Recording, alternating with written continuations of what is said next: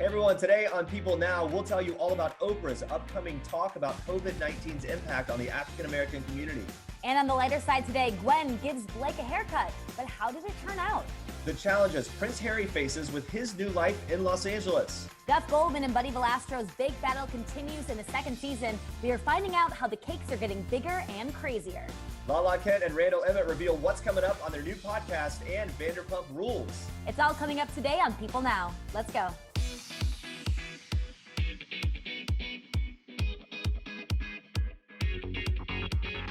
Hey everyone, welcome to People Now. Happy Tuesday. I'm Andrea Boehlke here in Wisconsin. Jeremy, what's going on? Hey, how are you guys doing? I'm Jeremy Parsons here in New York. So last night we watched the new Bachelorette show, or the Bachelor from Bachelor World, Listen to Your Heart.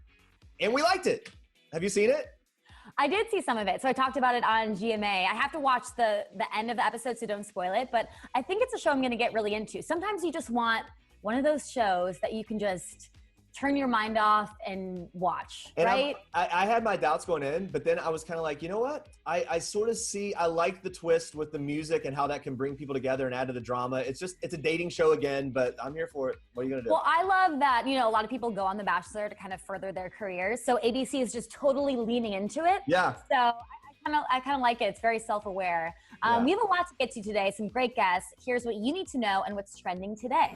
We begin with this. Oprah Winfrey is set to host a special presentation on Tuesday to discuss the impact that the coronavirus is having on African Americans on her Apple TV Plus series called Oprah Talks COVID-19. The media mogul will speak remotely with leaders across the journalism, political, and medical fields, as well as families and frontline workers heavily impacted by the pandemic. She announced the news in a video posted on Instagram on Monday, saying in part, this coronavirus is shaking up the world, taking a devastating toll on the African-American community. I hope you'll join me to understand why. And on the Today Show Tuesday, Winfrey shared her concern about the virus's effects on the Black community in an interview with Hoda Kotb. She said that demanding jobs could be a factor. Watch. We, as a people, as African-Americans, have jobs that require us to be at work. For so many African Americans, there isn't this ability to telecommute. Winfrey and Kotb also spoke about another possible factor, pre-existing conditions, with Winfrey adding, quote, I'm still concerned about myself from pneumonia because my lungs never really fully cleared. I mean, a very scary fear to live with. Yeah, Oprah Talks COVID-19, the deadly impact on Black America. That's the title. It's going to stream at 11 p.m. Eastern for free on Apple TV Plus, regardless of whether you have a subscription or not. You can also catch it on Oprah's network, OWN. In today's Stories to Make You Smile, we are turning to one sweet kid who has some very important advice for us to follow while in self-isolation. Take a look.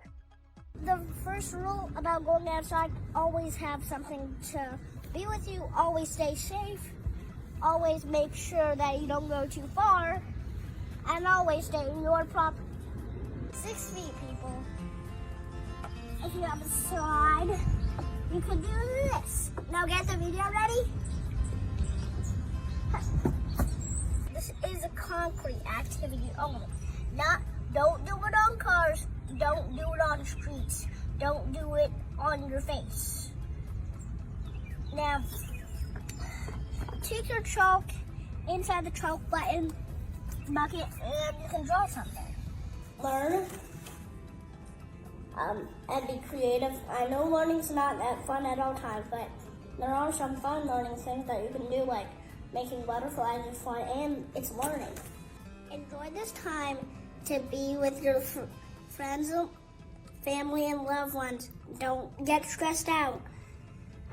Be happy and learn more things about yourself. I mean, this kid is adorable and honestly some great ideas to stay entertained at home. Yeah, really good ideas there. My family, we've been doing a lot of crafts. I'm craft master at this point. I'm not annoyed by it at all.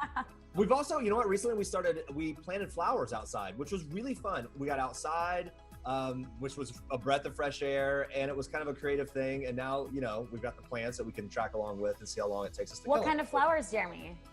Beautiful ones. Okay. But I do appreciate all the tips and tricks from that kid as well. But now we move on to this. 3-time Grammy winner Gwen Stefani can add a hairstylist to her resume, kind of. She gave her boyfriend Blake Shelton a haircut Monday on the at-home edition of The Tonight Show starring Jimmy Fallon. Take a look at this. Hey, Jimmy. Oh my, yay! Finally! That's it. Yeah, we talked a lot about this Yeah, I'm gonna be helping Blake grow out his mullet. So it's, today we had already scheduled that it was haircut day. So how's it going with you out there, though? Mullet? Please give him a mullet, please. Look. Oh, yeah. Can you come closer to the camera so I can see your haircut? Let's do it closer up. Yeah. Like Shamish. Is the mullet getting long in the back? Not long enough, man. You can get longer, but it's getting close. I like those sides coming off though. This looks really good. I'm literally putting your initials in my head right now, Jimmy. I'm not kidding. See, these are why these shows are fun, because you would never do this in real life. Yeah, I love how this has become this major theme for so many people. I've gotten to the point, I'm just gonna let it go. I'm like 2.5 weeks later than I normally would be. I'm gonna see how long and how high. Whoa, Jeremy, that's actually really long. And this is the part that kills me. Anyway, these are not serious problems, but it is a thing that I've decided I'm just letting her go. I'm actually really impressed here because, well, Jeremy, you're somebody that gets your hair cut, what, every 2 weeks? Every 2 weeks. It grows quickly. We keep a little extra length on top. So I guess let's just see what happens, right? Wow, grow it out. I mean, look, my hair has been this length for my entire life. It just doesn't grow. So I don't have to do anything about it. I'm not really worried. Lucky you. Chilling. Yeah, but I mean, my hair doesn't grow. That's kind of concerning. Gwen, Blake, and their families are self-isolating at Blake's home in Oklahoma. So it's good to see they're getting along so well, staying safe.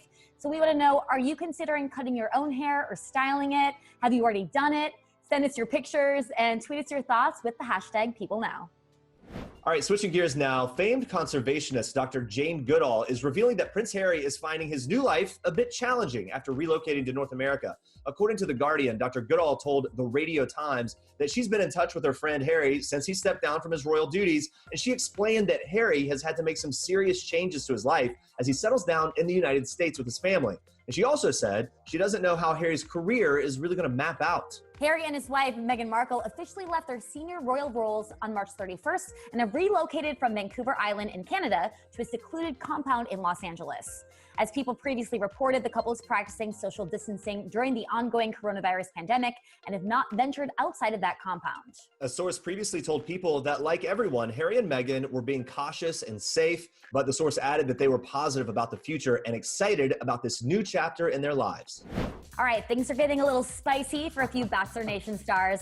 Bachelor alum Jason Tartick brought the heat to his Instagram stories on Monday when he took on the Buffalo Wild Wings Chicken Wing Eating Challenge to raise money for the Boys and Girls Club. So when the challenge began, Jason was joined by his girlfriend, Caitlin Bristow, who offered support from the sideline. She even tied Jason's hair back in a scrunchie to keep the sweat out of his face. It's real love. Then Jason was joined on his live stream by Peter Weber and Kelly Flanagan. The duo took on a few wings themselves to help raise even more money. And Jason ended that challenge with a final tally of 42 wings, including 12 that were blazing, and raised a total of $33,000 for the charity. By the way, I have had those wings and blazing is legit hot. I can't believe that he did that. I'm really impressed.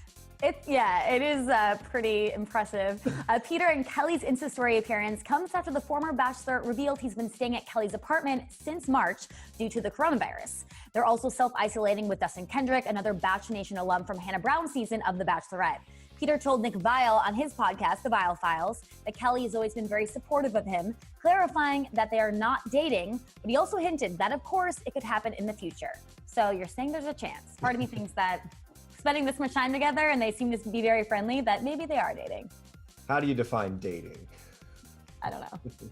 All right, stay with us. Vanderpump Rules star Lala Kent and her fiance Randall Emmett tell us what they're planning for their wedding after it was delayed due to the coronavirus. Plus, Tiger King's James Garretson is opening up about his decision to work with the feds to help put Joe Exotic behind bars. It's the baking brawl to settle it all. Buddy Valastro, the cake boss, People want to see who's the best. will battle his rival Duff Goldman, the ace of cakes. I can't believe that's a cake. I am twice the baker. Duff has no idea who he's going against. This is going to be a real competition. Buddy Valastro and Duff Goldman's big battle continues in the second season of the Food Network's Buddy vs. Duff. Entertainment and lifestyle reporter Jillian Lopez caught up with Duff to talk about the new season. And listen up, all you new chefs out there with baking as a new hobby. Duff is sharing some of his must-have items for home baking and his favorite cake of all time. Take a look. You can't flip on the Food Network without seeing the smiling face of Duff Goldman. From starring in Buddy vs. Duff to judging on the baking championship shows to owning bakeries across the country, Duff is a staple in the hearts of any foodie, and his personality continues to shine through our TV screens. I try to be like, you know, the same guy you see like on camera is the same guy I am in real life, and I don't want to start like thinking about like, oh, if I stand like this, or, you know, change my delivery or something that like, you know, I don't want to mess with it. You know what I mean? It works. It clearly works, as he is currently starring in season 2 of Buddy vs. Duff, the network's most watched show. I mean, the cakes just keep getting bigger and crazier, and you know, it's just the stakes are, you know, getting bigger. Duff is sharing his favorite items from the kitchen that we should all have on hand. Keep some flour around because you will use it. You can make, you know, breads, you can make muffins, cookies, pancakes. There's so much different stuff that you need flour for. Baking at home, it's really good to have a scale. And when you're weighing stuff, it's always so much more accurate, and you're just going to be more successful. No handles. I like these ones the best because you can really control what you're doing. You know, and if somebody breaks in, you can be like, get out of here. Knives. It's really important to have sharp knives. The sharper your knife, the less you're going to cut yourself. Because dull knives slip, and you know you can really do some damage. So it's good to have sharp knives. You know, it's really nice. You know, you just got whatever, you just put it in, take it out. You know, you're not going to burn yourself. It's nice and big and flat. It's nice to have a peel around. And plus, like when you do, then you really can make pizza. It's really good to have some yeast around because when you have yeast, there's a lot you can do with it. You know, you can bake all kinds of different things. But if you don't have any yeast, you can make some because yeast is everywhere. There are plenty of online resources to learn things like making your own yeast. And also, speaking of online, Duff's first bakery, Charm City Cakes, is turning to YouTube to offer tips for home bakers. We're trying to do like lots more than just cake decorating because like not everybody's into it, but everybody can bake some cookies. Step-by-step guides to making Duff-approved cakes. And Duff cakes are masterpieces. He shares one of his all-time favorites, and it's larger than life. We made a life-size elephant one time. That was really, really incredible. Duff has inspired his viewers over his 25 years of baking, and his autograph is a true treasure to have. And we have your photo with your autograph. That's great. You look the same. That's a long time ago. There's never a dull moment with Duff, and that's exactly how he feels about his passion of baking. You know, one of the things about baking is that it's easy to do, and you can spend the rest of your life getting good at it. You know, it's never boring. Baking it's always awesome. You know, it never gets old, and I learn things every day. You can see more of Duff's epic baking on Buddy vs. Duff, airing Sundays at 9 p.m. Eastern Time on the Food Network. We're doing a little backdoor stuff today. Yeah. I am engaged to my soulmate, Randall Emmett. He is kind, he's generous. He makes me feel on a daily basis that I am the best person on the face of the earth. Lala Ken's fiance, Randall Emmett, made his official Vanderpump Rules debut earlier this season after years of being spoken about in secrecy. And the engaged couple have recently started their own podcast. It's called Give Them Lala with Randall. One of our producers, Sam Belikoff, caught up with the couple and talked about everything from their podcast to Vanderpump Rules. They also gave an update on their wedding, which is set to take place on April 18th, but was delayed due to the coronavirus. Take a look. I would have to say it would be like Jay-Z. Probably Obama. Ooh, that's a great one. Yeah. Who are some exciting guests you have in the works that you can tease? Emil Hirsch. We have MGK. Machine Gun Kelly. Who I'm super excited to talk to. It was just in my movie, so we're optimistic he'll be coming on. But I told Lala I didn't want to have him until we can have him in person because he's such I know it's so bigger hard than life. It's hard to talk about guests that we'll have because of course there are guests where I'm like, yes, I want them on the podcast, but I have to have them face to face. Exactly. Next week's guest, I think because Vanderpump fans probably want to see this and how they've evolved will be Raquel Leviss. Ooh, I have some questions about that. I'm sure you do. So you get listener voicemails, and the questions are sometimes pretty personal. Are there any topics for you that are off limits or that you wouldn't want to answer? Because obviously you choose which ones go into the show. As far as like questions that come my way, I will talk about anything and everything. I'm pretty much an open book. I think he has a little bit of a different view on certain questions. I mean, I just don't comment on the 50 Cent thing, you know, other than I wish him the best and that's it. It's just kind of behind me and other than that, I'm pretty open. Yeah. I agree. So Randall, you mentioned this, but you were making your directorial debut in Puerto Rico when the coronavirus shutdown had to happen. Hopefully you'll be able to pick up production on it eventually, right? Yeah, but basically that, and what can you tease for us about the film? We know Megan Fox is in it. Yeah. So basically we shut down on day 6. We left everything as is. So the base camp's there, the trailers, the trucks, the sets. So when we can go back, it'll be like 5 days and we'll be back up and running. But we have Megan Fox, Machine Gun Kelly, Lucas Haas, Emile Hirsch, Bruce Willis. It's a really, really awesome, fun cast. And it's probably the highest high of my career, just the creative process. Lala, you're an actress. You talked about this on Vanderpump Rules. You've had roles. Is there ever, I mean, with Randall being a producer and director now, is there ever a conflict of interest or like a discussion about being in Randall's projects? Like, how does that go down between the two of you? I think with some of the films that he does, I've proven myself to be able to hold my own in certain situations.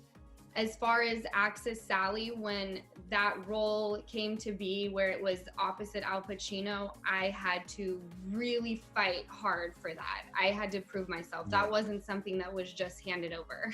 And there are some times where I read and Randall's like, you know, it's not a great fit, and I can't take it personally. Yeah, I mean, and the truth is, like, it's always the creative business first. And, you know, I'm a big supporter, obviously, on a personal level, but on a business level, she's a really, really good actor, and she earns her, you know, what she does. And I make her, you know, go up with the director and read and do all that. And there have been movies that she didn't end up doing, and there are movies that like fit the perfectly. film that he's doing right now that he's directing, I wanted Megan Fox roles so bad, and Randall was like, before Megan came into play, I was like, please let me read for this. And he pitched it to someone and they were like, we have no interest in that. And he was like, we're going for but it's like, you know, they wanted a Megan Fox type person, which I would want Megan Fox to be in my film as well. So things like that do happen to me a lot. When we're talking movies, the relationship is put on the back burner. Exactly. And it's all about the business. Well, let's talk about your relationship. I mean, you also, you know, your movie was shut down, but you also were supposed to get married on April 18th. You've spoken on your podcast about how the date still holds emotional significance for you. Even though you're isolating, do you have any special plans on what you're going to do on the 18th? You came up with the plan and I supported it. We were wanting to I already go called get the guy, he's coming. like tattoos or something. Oh, wow. Can you? Yeah. Of what? Names, maybe. Our names. Just our names, just to like, because we're not walking down the aisle that day because we moved it to July. We wanted to do something, even though Lala makes a good point that April 18th was only special because it was our day, but now we have a new day, so that's our, you know, that's our special day. But we're still gonna celebrate it, I think, and we're gonna do something special because, you know, we had talked about that date for like a year or so. Yeah. We're gonna do something special. Are you gonna get the tattoos in matching places? No, she's got too many tattoos He's already. more of a hider. I'm more of a shower. Like, I would put it directly on my chest if I could. Yeah. But I'm actually the one who's like, no more tattoos, babe, please. She didn't even have a tattoo when we met, and now she's got a plethora. And by the way, I was the instigator. He was the instigator. I got his initials tattooed on my arm. We were drunk. We were super drunk, and the In tattoo Vegas. was so crooked of the R and the E that I had it covered by a lion. And now she hasn't stopped. Obviously, this is speculative, but all speculative because of coronavirus. But you mentioned the wedding is planning for July. Vanderpump Rules normally films during the summer. So if Vanderpump Rules was filming and your wedding was planning in July, does that change things? Like, would you be willing to show the wedding on camera? I don't know that we would have a choice. I think if the wedding is during filming, I am contractually obligated to film that. So We're going to say this. everything happens for a reason. Yeah. So I picked a day with my partner that was outside of that world. And of course, God has a bigger plan. But no, and I'm trying to keep everything lighthearted. But the truth is, she's right. Like, we are probably going to run into the filming overlapping. And I think that they've already had a conversation with her. Yeah. And we will have to have a formal conversation. But at the end of the day, she is a cast member full-time on that show. And Yeah. I do have a feeling, I'm not confirming anything, but I have a feeling that fans might get what they have been wanting, which is a TV wedding. But hey, I knew what I signed up for when I didn't know at first, but about a year later, I accepted it. Is anyone from the cast going to be bridesmaids or groomsmen? And what was that making that decision like for you? I have Brittany, Stassi, and Katie, and Rand has Jax, Schwartz, and Bo. Yeah. For me, it was like a no-brainer. We've all become super close. We travel together. We have barbecues together. They're like another extension of my family. So for me, it was like, of course, and I think even they knew. There was a time that we were in Paris, and I was showing them bridesmaids dresses that I was thinking before we even set a date. And Stassi was like, I can't wait to wear that. And then she was like, I can't believe I just said that. I was like, oh, I didn't think anything of it because I'm obviously going to have you as one of my little soldiers. Yeah. No, for me, I mean, the first year, I don't think I really got to know any of them because I was kind of staying really as far back as I could. It just felt comfortable. And then the last 3 years, it's the opposite. I spent a lot of time with these guys and they've been there for me and all these unknown waters that I've had to tread in. They've been really, really loyal, good friends. And it wouldn't even feel right if I didn't ask the three of them. Jax, obviously I asked right away and Tom and then Bo last. So, but I'm excited. They know all my friends and we've all hung out together for many years now. Rand, you just mentioned, the first year, you were trying to stay far away. I think from a viewer perspective, I'm a fan of the show. You watch it. There was a lot of secrecy about you, my man. Do you look back now and are like, does it shock yourself that these people are going to be in your wedding, that you're so involved? I think when you put it to me that way, I'm like, what happened? But because they're such good humans and become my friends, long story short, I did not expect ever to be kind of this far along. And then about 2 years in, I just, we all started spending time together because it's her friends and she met all my friends and some of my friends she, connected with. And I don't know. It's just, I think if you put it that way, I'm like shocked. But at the same time, it's been so many years. I'm so close to these guys. Yeah, I've forgotten all about it. Yeah, I don't really think about it, only because they're such good humans, and I'm so blessed that I did give them a chance, and they gave me a chance and didn't judge me for hiding on the outskirts of the show. And when it was right, I felt safe enough to put my feet in the water a little bit. So I think this is something that fans often joke about or think about, years down the road, would you be open to or want to be a Real Housewife of Beverly Hills? Oh, yeah. I think that it would be so much fun. And I like So this doesn't end after Vanderpump? No. Keep going. Yeah, we keep going. I've always loved Real Housewives of Beverly Hills. I think it's epic. So to be a part of something like that and having, Vanderpump Rules starter kit as my training, that'd be epic. You would crush. Do you think there's a chance that Lisa Vanderpump would ever return to that? Oh, I hope she does. She says no, but I'm really hoping she has a change of heart. She offers so much to that show and she offers so much depth to it, which I love. I love watching her fight for the animals. I think every reality TV show needs some sort of positive platform, and Lisa Vanderpump brings that. All right, we'll have even more from our interview with Lala and Randall next week. In the meantime, you can listen to new episodes of their podcast, Give Them Lala with Randall, on Wednesdays, and watch new episodes of Vanderpump Rules Tuesdays at 9 p.m. Eastern on Bravo. All right, Netflix's hit docuseries Tiger King: Murder, Mayhem, and Madness has wowed viewers for a lot of reasons, including its cast of characters like Joe Exotic and the people who cooperated with the feds to put Joe behind bars, like James Garretson. Yeah, I caught up with James. We talked about everything from how life is for him since the docuseries aired to his decision to work with the government on Joe's case. Take a look. All right, guys, very excited to be joined by James Garretson. You know him from Tiger King. James, thank you so much for being here. And we saw you a lot you had some epic shots in the docuseries on the jet skis, and you just now came off the water right now. It's fitting. Tell us about your day today. What'd you do?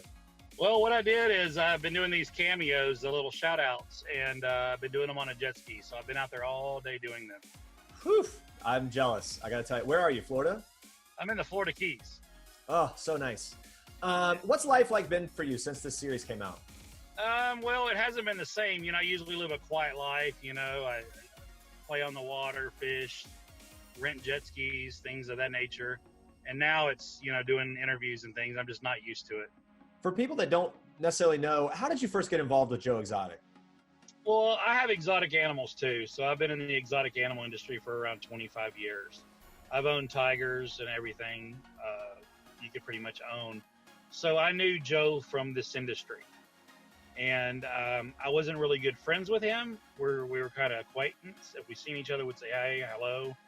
I didn't really get involved until, you know, the last 3.5 years. Talk to us about that, your decision to decide to work with the feds on Joe's case. There was kind of a tipping point for you, wasn't there, where you decided, all right, this is what I want to do? Yeah, I mean, I really didn't want to get involved. I mean, like today, I mean, you know, when I look back, I always second guess myself. I said, you know I saved some animals from dying, but, you know, why did I put myself out there like this? And, you know, I just pretty much told myself, I'm going to do it. And I'm going to play by the rules. I'm going to, you know, I'm just going to basically help them. I heard you've been getting death threats. What's the deal with that? Well, you know, you get people, you know, I actually help the government. So, you know, I'm getting people, there's a lot of people that think it's not right to help the government. And, you know, I'm getting all the hate mail, calling me a rat, narc, all this other stuff. And, you know, I just get that every day. I mean, when you get that, do you have any regrets about your decision to help out and to sort of play the role you did in all this? I have no regrets doing what I did. I mean, you know, as long as I'm content in my mind, I really don't care what others say. When you go back to that, what was it like testifying against Joe Exotic?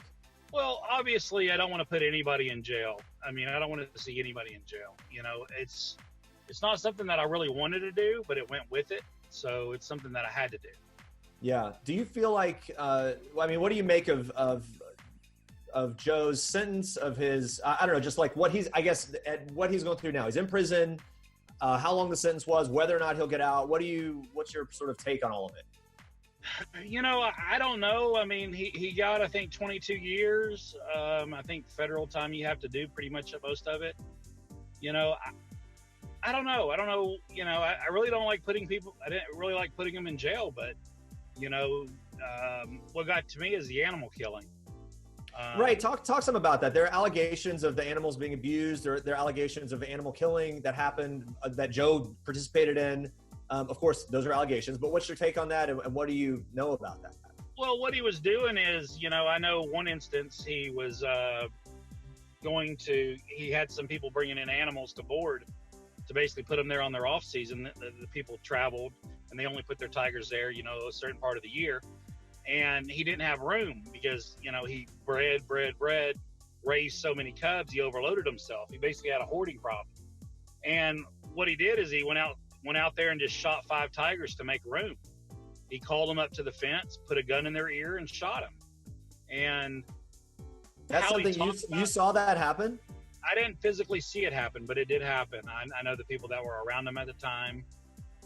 He didn't deny shooting them. To this day, he says that they had health problems and stuff, which wasn't the case. But he did admit to killing them. And you know, putting a shotgun in their ear and shooting them, I mean, that's not cool in my book. So they can call me whatever they want to call me for the rest of my life, but I'm just not cool with that. Yeah, there are a lot of allegations surrounding him with those types of stories. When it comes to another big part of the docuseries is when that facility burnt down that had those alligators in it, in that fire. What really happened with those alligators in that fire, according to what you know? You know, Joe had it burnt so Carol Baskin wouldn't get her hands on all the tapes. I guess Mr. Kirkman, or Rick Kirkman, the producer that was doing Joe's reality show, had all kinds of tapes of animal abuse and him shooting animals and things of that nature. So I think Joe pretty much said, hey, we need to get rid of all that evidence. And it mysteriously burned real hot, I don't know who did it. I never heard the person. I've heard rumors, but I don't know the person that actually did it. Cardi B, a lot of other people have kind of gone viral online since this series, since Tiger King became this huge hit, feeling like Joe Exotic was railroaded, that he was framed. You hear that a lot. You see a lot of memes about it, things like that on the internet. What's your take on that kind of response? Well, my response to those people is they don't know the deep, dark Joe. They need to speak to people that were around him, that worked for him. They need to, gather up some facts before they try to pardon somebody that did horrible things to animals. Do you feel like the docuseries depicted that in an accurate way? That Joe's sort of how Joe treated the animals, things like that? Yeah, I don't think if I was a producer, I would have went a little darker into the actual things he did, how he talked to employees, how he treated people, how he treated the animals, the fake cancer scares, the car wreck GoFundMe accounts. I would have really got into the full Joe Exotic and not just show a glimpse of what he is. If you had to sum up Joe Exotic in a sentence, what would you say? Evil. Whoa, one word. Evil. That's pretty much, how he talks to people, how he talks behind people's backs. I mean, he's not a good guy. Why do you think Carol Baskin set him off so much more than anyone else? Well, she did get overly aggressive on suing him. She sued his mother. And she really spending all that money on fighting somebody that doesn't have $1 million. It was worthless. It was probably donated money. I don't agree with it. How do you feel about the way you were depicted in Tiger King? I mean, to be honest with you, I haven't watched the whole show, like all 7. I've skimmed through it and looked through it. I'm fine with whatever they did. I mean, I didn't really know this thing was going to Netflix. The producers and stuff also told us, it was a documentary. They didn't tell us they had already had it sold to Netflix. It was the whole thing was kind of underhanded. You mean in terms of the way it was produced and what you were told? Oh yeah. It was real underhanded. What's next for you? If you look for the future, what do you want to be doing in the next few months, next year or so? Probably just, being on a jet ski or a boat, being on the water, that's the life I want to live, Yeah. Nothing beats that. Yeah. Well, it sounds amazing. Hey, we really appreciate you taking some time for us. Thank you so much. Hey, thank you very much.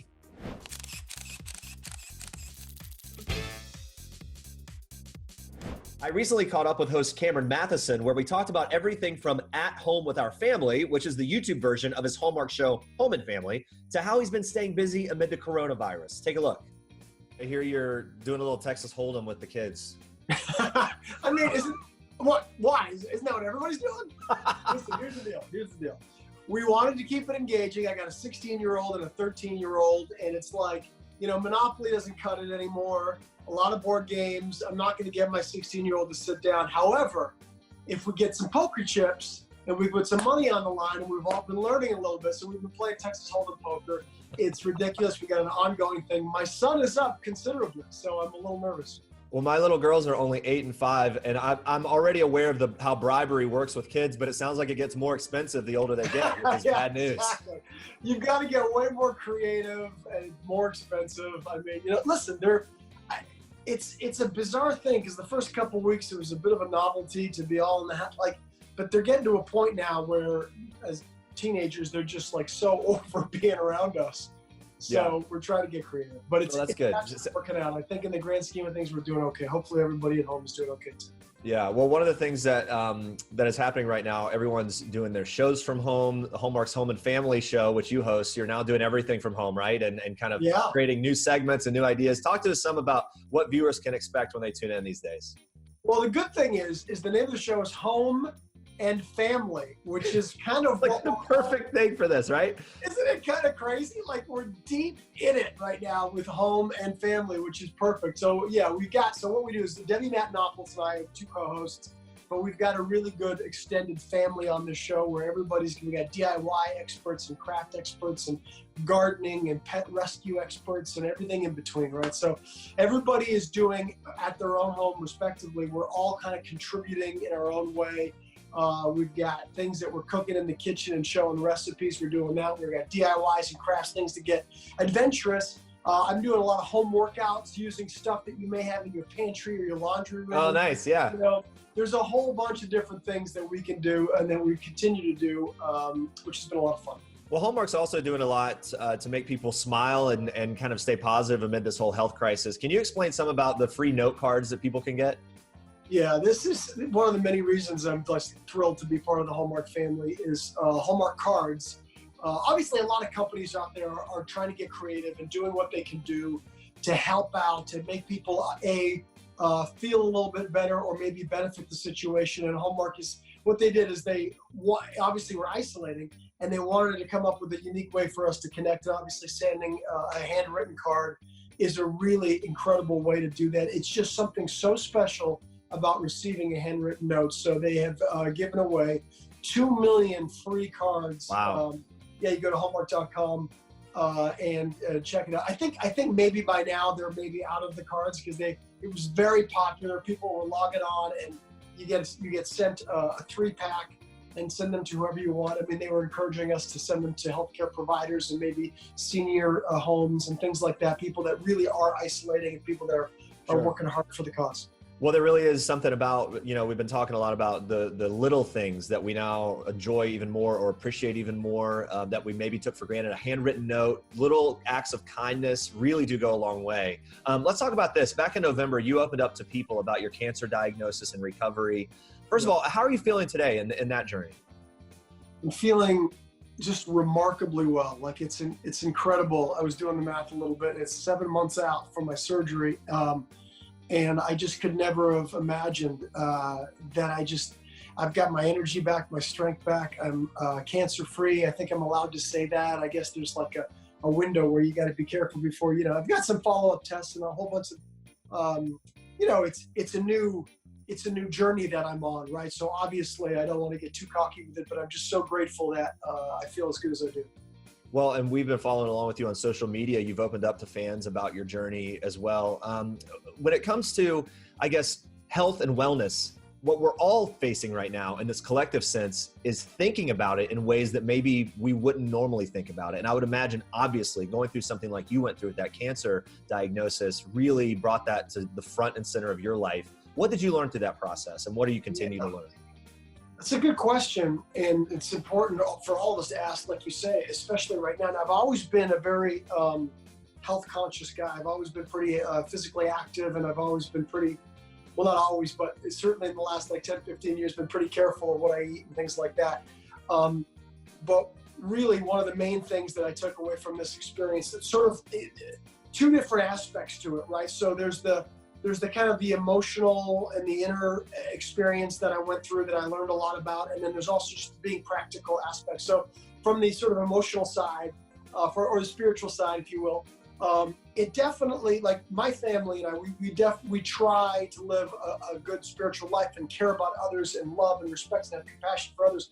But going through something like this, it was so scary and it was so hard, and my family's so close and people at home, I'm sure, can relate, that it allowed us all to connect with other people going through challenges in such a deeper way, and to ignore that and not tap into that would be such a miss, So I think I can say for the whole family, our compassion, our love, our connectedness with others definitely increased. It doesn't have to be cancer, just anything. It can be, obviously this pandemic. It allowed us on an emotional level to really connect and love and feel, more compassion for others going through anything. We're really sorry to hear about John Callahan's passing, and you worked with him on All My Children. You're also good friends, though, beyond just the work relationship, I understand. Can you share some of your thoughts about that, his passing, and maybe your favorite memories that you think back on now with him? I love John so much. It's incredible. Even talking about it, I get goosebumps immediately. I remember looking at Eva, his ex-wife, who was also in All My Children, played Maria in All My Children, and she posted something and when I saw it, because I follow her, and I saw it, and it wasn't exactly laid out, and I just remember as I was flipping through the photos and as I was realizing that what she was saying is that he was gone, it just literally broke my heart, and I know many people's as well. And such an unbelievably unique guy that he's so much fun to be around. He had this air about him, this confidence without being cocky that was so fun and funny and I mean so unique. And there was a period of time where we were on the show. I was on the show for a long time, as was he, and we got really close and played a lot of golf together. And I remember playing, it was me, Josh Duhamel, who was on the show at the time as well, and John Callahan, and we were out playing golf together. And I literally couldn't play because John was just keeping me laughing the whole time. Like he was that kind of personality. And it wasn't even like he was doing a stand-up routine. He was just kind of him and being his big personality with lots of confidence and goofy and fun. And those are some of the memories that I'll hold on to. And those are some of the memories that came to me like right away when I'd heard the news. Just, like I say, it broke my heart instantly. Like it was, it floored me, and I love you, John. Due to a complete revamp of the Russian quota system, the former Soviet Union is increasing infrastructure and is making drastic efforts to cut down on illegal fishing. They're finally cracking down. It's a good thing. Supply is going down, and the prices are going up. This isn't going to be fun. You better be ready. Is that them? Each and every one of these marks is a Russian crab boat. They're 200 foot with 50-man crews. Those things are monsters. This is Russia versus the USA to the core for the price of crab. Discovery is rocking the boat again on Tuesday nights with Deadliest Catch returning for its 16th season. The competition is so fierce against Russia as the price of king crab is slated to skyrocket. The captains must push into uncharted territory, igniting the most cutthroat season yet. We caught up with Captain Sig Hansen, where he told us all about the rivalry with Russia and how his daughter Mandy will be going solo this year. Take a listen. Every year is different, right? It's fishing. This is true reality, if you want to call that. Now, as it were, we're basically competing against the Russian market. So the Russian crab fishery, and remember, crab fisheries are a global market. So we've been fighting these guys for decades. The first one to market is going to get the price, basically is what we're doing. So we've been battling them, and first guy to shore is going to get the bigger price, and that's what we're doing. And so the Russians have been a competitor of ours for decades, but that's kind of what was going on here this last year with our king crab, our paleo market. As far as the rest of the show, my daughter was with us again, Mandy. She's going to be going solo this year. For me as a father, I was very nervous. I was very anxious for her. But that being said, the only way to go out there and do it is to do it, right? You can't just read this out of a textbook and expect to participate and be successful. So I expect ups and downs. I expect failure, and she did fail, in my opinion. And then she redeems herself, in my opinion. So I'm not sure exactly what they'll show because we've got so many months of footage. Hopefully they show that because my daughter did great. I'm so proud of her. She's been participating since she was 13, 14 years old in the summer months. And she wants it. She's hungry. And you can't stop her. She's kind of a chip off the old block. So many unpredictable events can happen while out at sea. So what wild twists can viewers expect this season? As far as weather here this year, we did go through, what was it called? Typhoon Hagibis, I think. And that was pretty traumatic. A lot of the guys had to stay in port. A lot of the guys that went out, they weren't able to fish. I mean, it was just exhausting. So, like I've always said, you just don't know what to expect because we don't know what to expect. And so the season was kind of at a halt for a while. And then there was actually 2 storms back to back. So right out of the gate for our king crab season, we get knocked around by the weather, which is Pretty typical for Deadliest Catch, but it's pretty typical for our lifestyle, right? It's just the way it is. Captain Hansen says there will definitely be an impact on the fishing industry due to the coronavirus, but he's staying positive and hopeful that he'll be able to continue fishing this summer, but he doesn't know for certain. We're going to feel the sting later. We're fortunate enough that we may be able to go out there and stay busy and make money. We just don't know that for sure. So right now, I've got the boat here in Seattle. We're spending hundreds of thousands of dollars on the boat, you know, for repairs, maintenance, and all that. I just have to be a positive thinker and assume that we're going to go fishing. So for me, in my mind, it's business as usual, but I don't know that for sure. But to stay ahead of the game, that's what we're doing. That's our plan. So we'll be busy all this summer. As far as next year's crab prices, you know, that could be a glitch. We've never seen prices as high as we did this last year. And I think with this global virus, we may be affected here, and we won't feel that ripple effect probably until next October, November. The 2-hour Deadliest Catch Season 16 premiere airs tonight at 8 p.m. Eastern on Discovery. Thank you so much for watching. Stay safe and healthy, and we will see you back here tomorrow. Bye, guys.